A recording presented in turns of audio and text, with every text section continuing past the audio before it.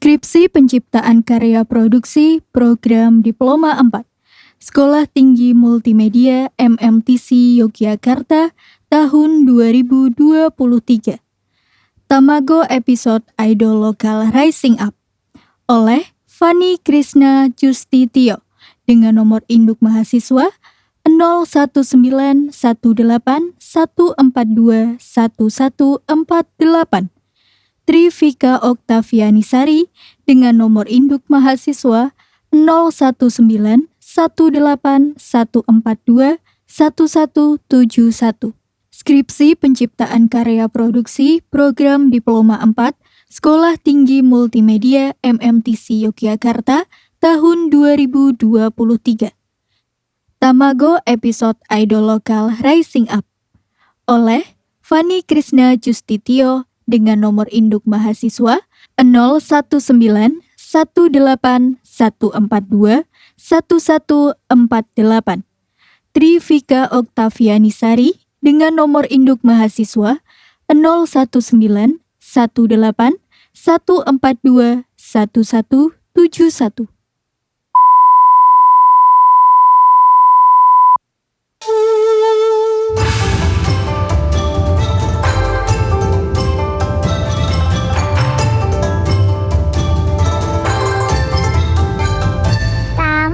Tempat main Nihongo.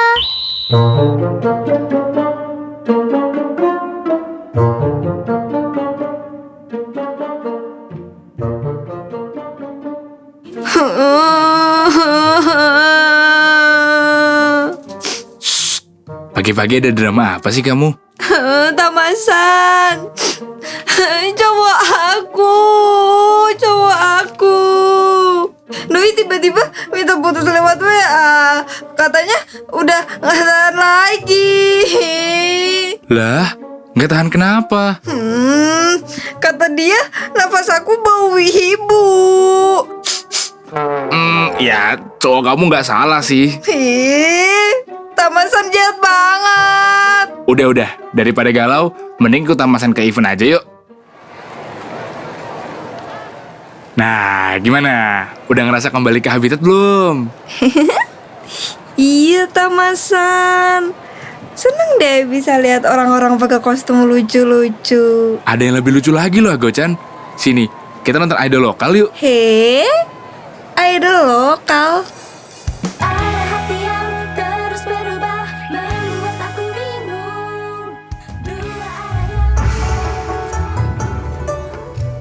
Minasan, konnichiwa. Hari ini ditemenin sama Ica nih. Kita bakal seru-seruan bareng selama 20 menit ke depan, bahas serba-serbi Jepangan yang paling up to date sejagat bumi isekai. Apalagi kalau bukan di program kita tercinta, Tamago, tempat main Nihongo. Gimana kabarnya nih Minasan? Semoga tetap sehat dan sejahtera ya buat yang pada dengerin di rumah. Atau mungkin ada yang dengerin Tamago sambil berkendara? Ica mau ingetin ya buat tetap fokus dan hati-hati. Jadi kamu tahu nggak sih, industri musik Jepang menjadi nomor 2 terbesar loh di dunia.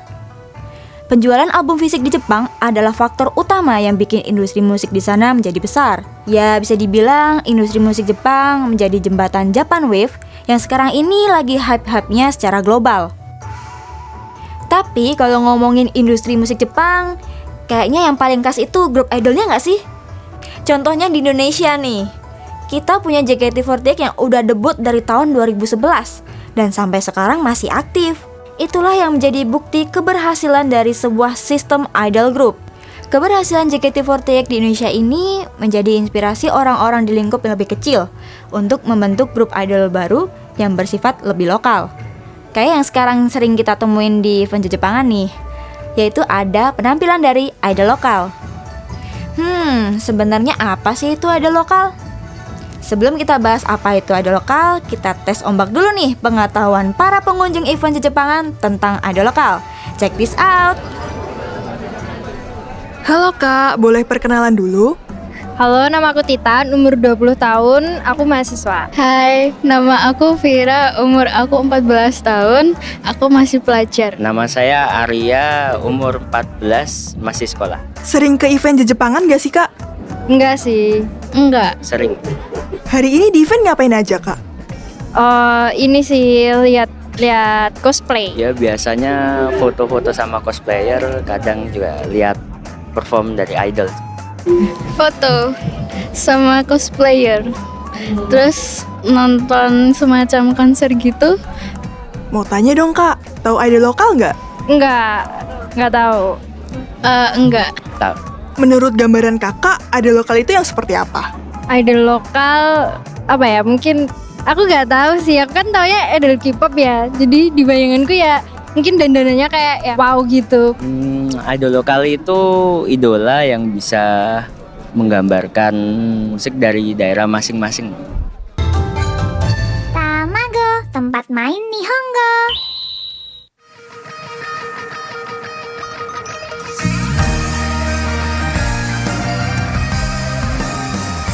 Halo, balik lagi sama siapa lagi kalau bukan the one and only Icha di Tamago, tempat main Nihongo. Nah, tadi kan kita udah dengerin bareng-bareng tuh suara dari beberapa pengunjung event tentang idol lokal. Tapi biar nggak penasaran sama apa itu idol lokal, yuk kita dengerin statement dari Kak Saka, founder komunitas Jepangan Neokon tentang sejarah idol lokal.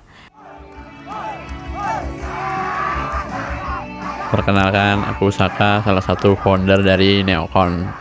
Awalnya idol lokal itu sebenarnya terbentuk dari dance cover. Jadi awalnya semua berawal dari dance cover. Itu Jogja itu mulai booming itu kalau nggak salah di 2012-2013. Semua itu berawal dari dance cover. Disebutnya idol lokal itu berawal dari Momiji Velvet. Jadi Momiji itu dulu awalnya juga dance cover, tapi akhirnya dia punya lagu ori. Jadi kalau beberapa orang memahaminya grup dance cover akhirnya bisa disebut idol lokal karena dia punya lagu ori sendiri. Kenapa disebut idol lokal? Karena yang pertama grup itu kan terbentuk di suatu daerah tertentu, ya misalnya di Jogja, berarti kan memang disebut idol lokal Jogja. Dan untuk performnya sendiri juga masih kebanyakan di daerah-daerah Jogja, tapi tidak menutup kemungkinan juga bisa perform di luar Jogja. Sedangkan kalau di Jepang itu biasanya disebut Chika Idol. Dan melihat kiblatnya kan kiblat idol Jepang nih, ya akhirnya kayak pengen bisa upgrade menyerupai idol-idol yang ada di Jepang. Nah, untuk culture sendiri mungkin balik lagi ya. Yang pertama pasti mereka basicnya ada dance, sama pertama dari dance cover. Habis itu mereka di-upgrade untuk harus dance dan bernyanyi. Biasanya idol lokal ini akan latihan jika akan ada performan. Misalnya nih dikabarin 2 minggu lagi ada perform di mana di sini. Nah, mungkin habis itu mereka baru bakal latihan, nyiapin lagu, mau bawain lagu apa. Nah, nanti di perform itu ada culture yang biasanya disebut direct selling. Direct selling itu adalah jualan merchandise. Bisa berbentuk poster, photocard, photopack, atau ceki. Itu mungkin yang membedakan dance cover dengan idol lokal, karena ada interaksi lebih setelah mereka. Biasanya adalah direct selling sendiri bisa sebelum perform atau sesudah perform. Itu adalah waktu dimana para fans ini bisa berinteraksi lebih dekat dengan para idolanya, seperti itu. Tamago, tempat main Nihongo.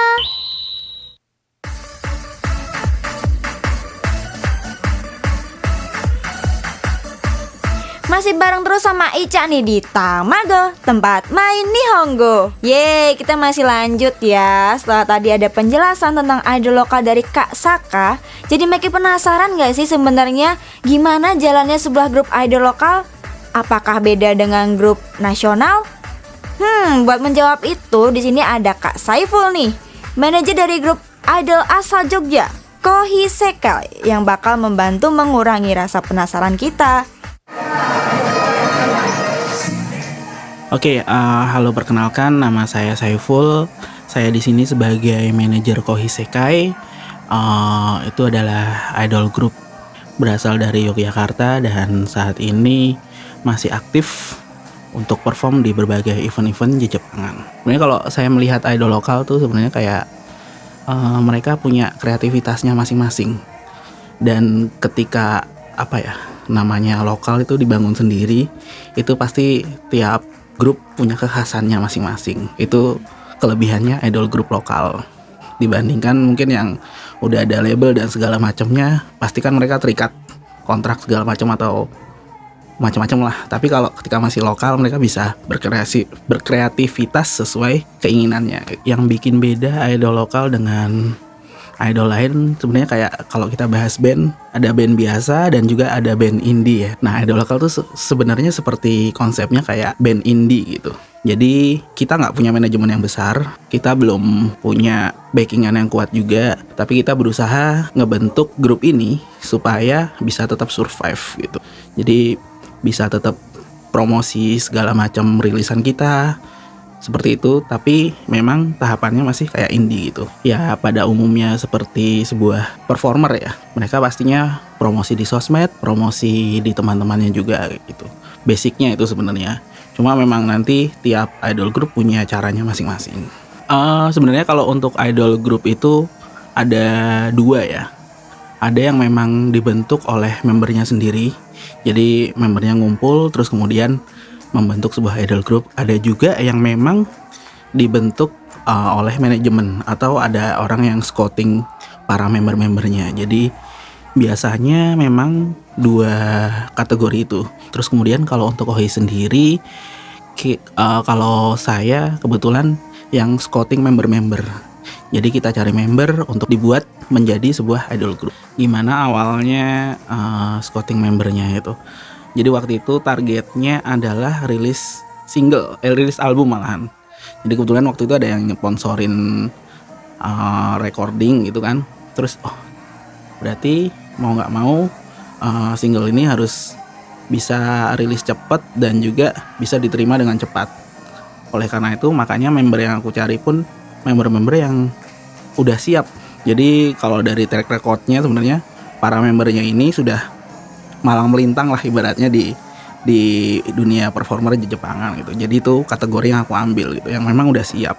Jadi kategori udah siap itu secara jam terbang mungkin mereka udah pernah perform gitu ya. Jadi bukan yang baru mulai belajar, tapi yang memang udah ready untuk perform gitu. Jadi mereka udah ready untuk perform, tinggal dipoles, dibikin gimmick gimana caranya biar sukses.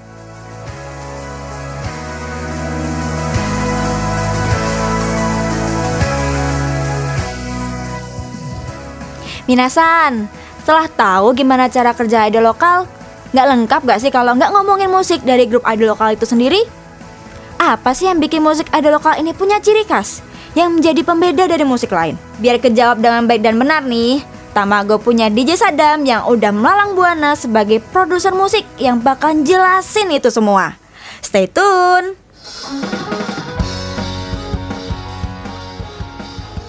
Perkenalkan, nama saya DJ Sadam. Saya bekerja sebagai DJ dan musik produser. Saya berasal dari Yogyakarta. Kalau dari sudut pandang saya selama ini, idol lokal itu intinya aransemen lagunya itu yang bisa di-chan. Chan itu kayak kalau teman-teman tahu yang umum mungkin JKT48 yang kadang-kadang ada fansnya yang Taiga Faya teriak-teriak gitu. Nah itu chan seperti itu.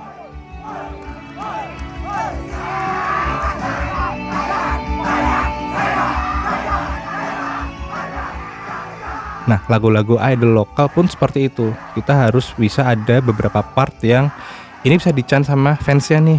Jadi emang lagu itu harus seperti itu gitu. Karena kalau nggak lagu idolnya itu tidak bisa di-chan, kadang-kadang susah untuk ngena di fansnya, untuk apalagi pas manggung ya. Pas perform manggung, kadang-kadang fansnya kalau nggak bisa nge-chan ya ngapain gitu. Apalagi kan kita kulturnya kan pop culture Jepang ya. Pop culture Jepang kan pasti harus ada chan mixnya seperti itu. Taiga Faya gitulah. Oke. Yang sound productionnya dari musik biasa itu biasanya dari dari pemilihan chord, terus aransemen itu pasti jelas beda. Chord progression yang dipakai ya, itu lebih condong ke Japanese music ya, J-pop banget tuh. Ya progresinya bisa dibilang royal chord progression kalau Sonia Virginis bilang itu seperti itu, royal chord progression gitu. Pembuatan untuk lagu idol lokal itu menurut saya kayak Panjang sih, panjang karena lagu itu harus dibuat sedemikian rupa jadi bisa pas dengan karakternya idol tersebut. Nah, tiap idol tuh punya karakternya beda-beda, kayak gitu kan. Jadi pembuatan lagunya pun kadang-kadang nggak bisa semena-mena langsung kamu ikut aransemenku, nggak bisa gitu. Jadi kita harus tektokan kayak jadi aku kirim materi lagunya, versi draftnya ke mereka suka. Terus aku bilang ke mereka kalian nanti bikin lirik sama nada vokalnya ya, nanti aku review juga. Jadi kita sama-sama kolaborasi kerja bareng gitu. Kadang-kadang kan ada beberapa yang terima jadi, itu juga ada. Nah cuman kalau aku biasanya kita kolaborasi jatuhnya. Jadi kayak aku soundnya seperti ini, elektronik musiknya seperti ini, jadi kayak synthesizer, drum elektroniknya seperti ini, aransemennya seperti ini, aku sampaikan ke mereka kayak gitu. Terus mereka approve, terus kita lanjut ke proses recording kayak gitu. Kalau dari segi lagunya sih, aransemen lagu, terus lirik lagu itu biasanya memang kita nyari referensi lagunya itu dari Jepang biasanya itu. Dari karakter vokalnya pun juga ya idol lokal punya karakter masing-masing sih kayak gitu. Memang bukan lagu yang harus punya skillful ya gitulah. Kalau menurutku sih lagu untuk idol lokal itu sebaiknya itu berbahasa Indonesia, tapi tidak menutup kemungkinan punya bahasa Jepangnya, versi bahasa Jepangnya. Bahwasanya kalian tuh pasarnya di Indonesia loh.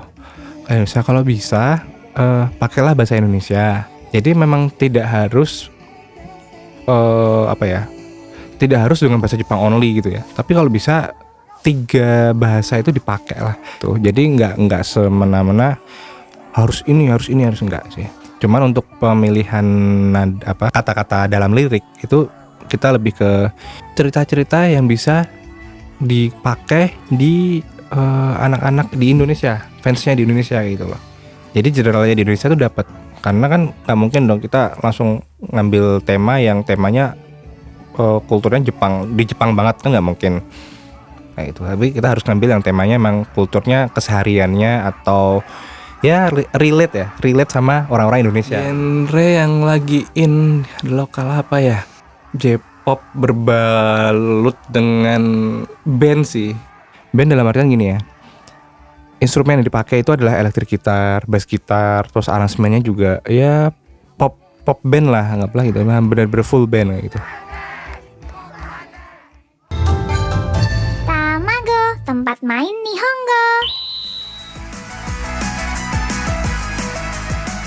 Minasan, masih sama Ica tentunya di program Tamago, tempat main Nihongo. Hari ini kita udah dapat banyak informasi tentang idol lokal ya.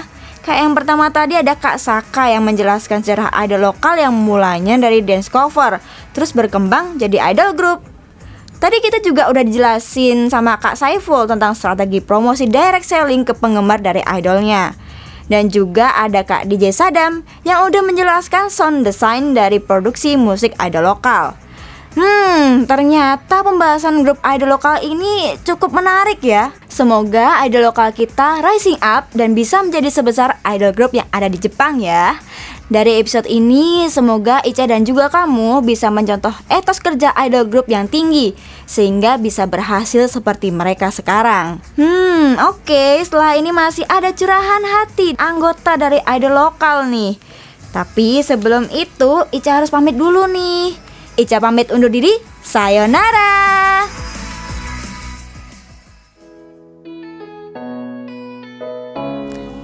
Halo, aku Dea dari Kohisekai. Apa sih alasan kamu memutuskan jadi seorang idol? Alasanku mau jadi idol itu bukan alasan sih. Apa ya, cita-citaku. Terus, gimana sih pandangan orang terdekat saat kamu memilih menjadi seorang idol? Kalau pandangan dari ortu, sebenarnya ortu dukung aja sih, selama nggak mengganggu kuliahku kayak gitu. Terus kalau pandangan teman-teman sih, temanku kebetulan dikit kalau di kampus gitu kan. Nah, cuman teman-teman dekatku dukung sih, alhamdulillahnya dukung dan nggak yang menghujat, apa sih idol Jepangan wibu jelek gitu, enggak. Apa sih suka duka kamu selama menjadi seorang idol? Suka duka menjadi idol. Kalau jadi idol sendiri aku udah mau 4 tahun ya di Kohi ya. Nah, tapi kebanyakan tuh suka sih. Soalnya aku menjalanin ini tuh emang dari akunya seneng, gak ada paksaan. Kayak bener-bener pure aku jadi diri sendiri di idol ini gitu kan. Mungkin aku gak suka sama orang yang terlalu nge-spam aku kayak gitu. Misalnya kalau nge-spamnya ngasih semangat atau apa, aku masih it's okay. Kalau misalnya cuman kayak manggil doang tanpa sebab, itu kan aku bingung kan kenapa gitu. Momen apa yang paling gak bisa kamu lupain selama jadi seorang idol? Aku paling suka di member call. Jadi kayak pas aku nyanyi terus dipanggil-panggil nama aku.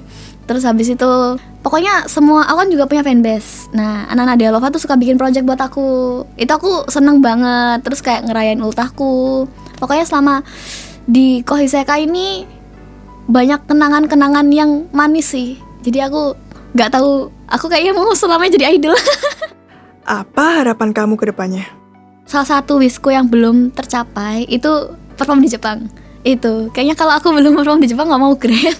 Kayak gitu sih. Mungkin boleh kasih kata-kata penutup buat para penggemar kamu. Buat teman-teman Dealova dan barista, aku mau bilang makasih buat sama ini. Kalian udah dukung aku dari aku awal masuk Kohi sampai sekarang. Semoga kedepannya kalian gak bosan sama aku dan tetap support aku dan Kohisekai. Pokoknya makasih banyak atas semuanya.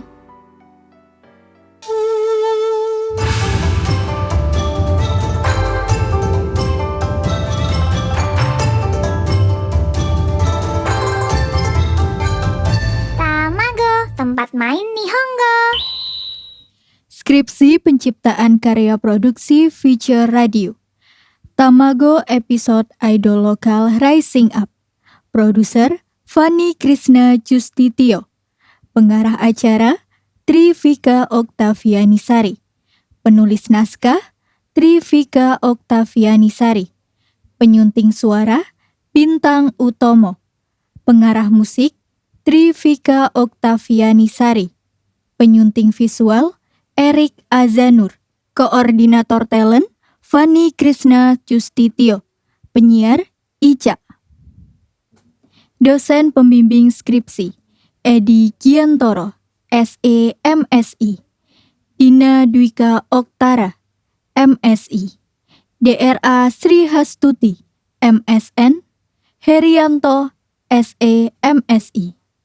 Media partner Saka FM Jogja, Wota Kampus, Ekskip, Sangadol, Beda Unik, Wong Jogja Project. Terima kasih untuk seluruh pihak yang bersedia berpartisipasi dalam karya produksi feature radio Tamago episode Idol Lokal Rising Up.